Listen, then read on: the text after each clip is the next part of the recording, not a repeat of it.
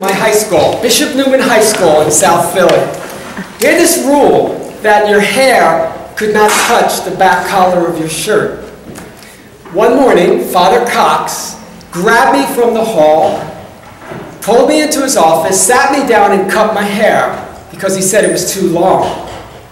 So, I started to grow the front of my hair, my bangs. But I would comb them back with Brill cream so they wouldn't show. So on graduation night, I'm sitting up on stage.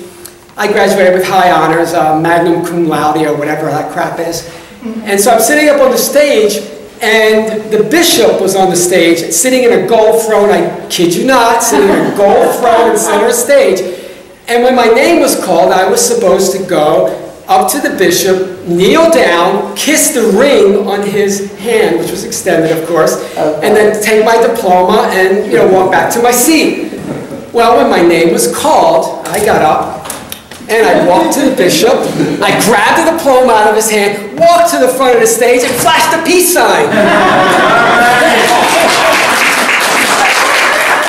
Father Cox was in the front row. And I swear, he was just about ready to leap up and strangle me. But you know what? He couldn't do anything to me, because I was graduating. I was free of Catholic school at last.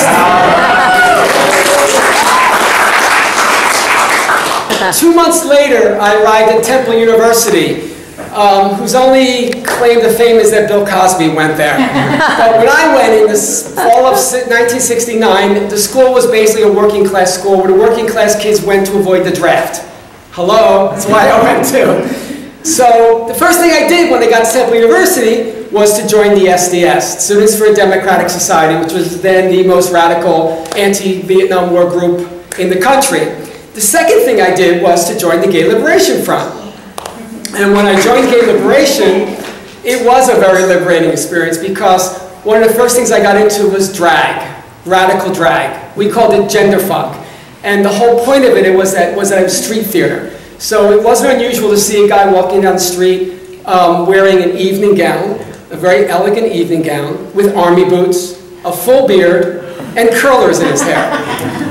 The idea was to shock people into realizing, we were very naive. We thought that we could shock people into realizing that the binary gender system was ridiculous. So I ultimately concluded that the binary gender system wasn't for me, that I didn't identify with either gender. I had my own gender, and that served me well, thank you, and it still does.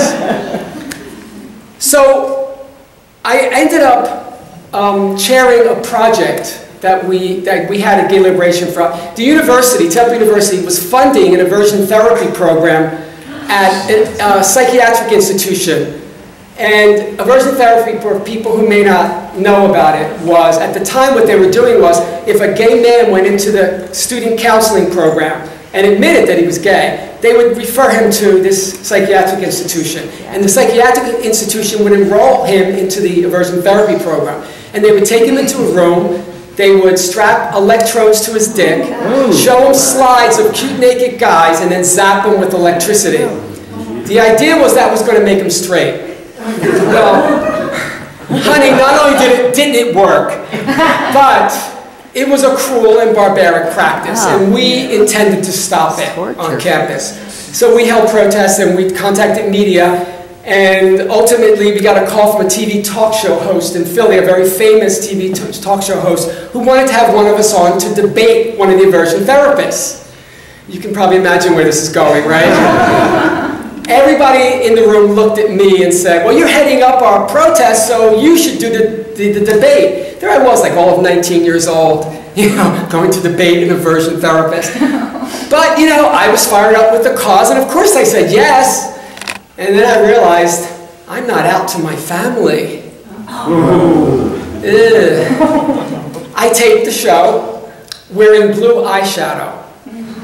I thought it was appropriate to wear blue eyeshadow on a program where I was debating a shrink. I thought that was just really a cool tactic. The shrink was really taken aback the fact that I was wearing blue eyeshadow. I think that shows that the shrink had more problems with things than I ever could have. But anyway, so after I taped the show, I went home and I realized I better at least tell my mama, you know, that I'm going to be on this TV show. So she was down in the basement ironing, and I went down there and I was fumbling. You know, I got to tell you something. It took me forever, at least it seemed like forever, before I said, "Mama, I think I'm a homosexual." What can I say? That's what I said. And believe it or not, my mother wasn't surprised.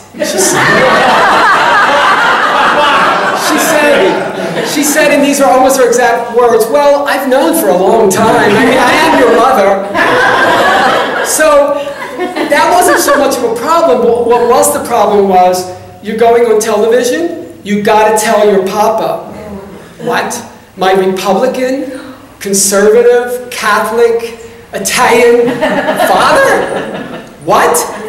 So she made me promise that I was going to tell him, but I didn't. The show aired. Oh no. My father didn't see it, fortunately. My father worked at a gas station. There's a picture, Sunoco station, working class. He got to work at 5 a.m. every morning. So, you know, I kind of had that in the back of my head that he probably wouldn't be up to watch the program. The program aired at midnight because it was a public affairs program and they thought they had to do it at midnight. Anyway, so my father didn't see it, so I was like, wow, Papa didn't see it. However, my uncle the cop did. My uncle the cop, who bragged at family gatherings about beating up drag queens. He saw the program, and he called my father. The libretto, please, for the confrontation between me and Papa the next day. Who made you do this? Those people at Temple University.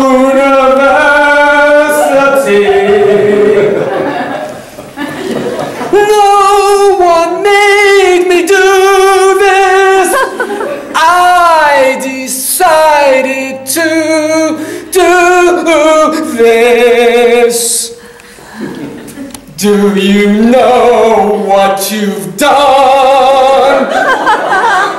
You've disgraced La Familia. Disgraced La Familia? The worst sin that any Italiano commits against the entire Italiano population of the universe, living or dead. I mean, we're talking back to the Stone Age. Back to that first Dago, standing over a pot of hot salsa, yelling in operatic hysterics, "Vaffanculo, what do you mean you're not going to live 2 caves a down when you get married? What do you want to do? Disgrace La Familia?" I had to leave home. Papa wouldn't let me live at home anymore. In fact, he didn't talk to me again for 15 years.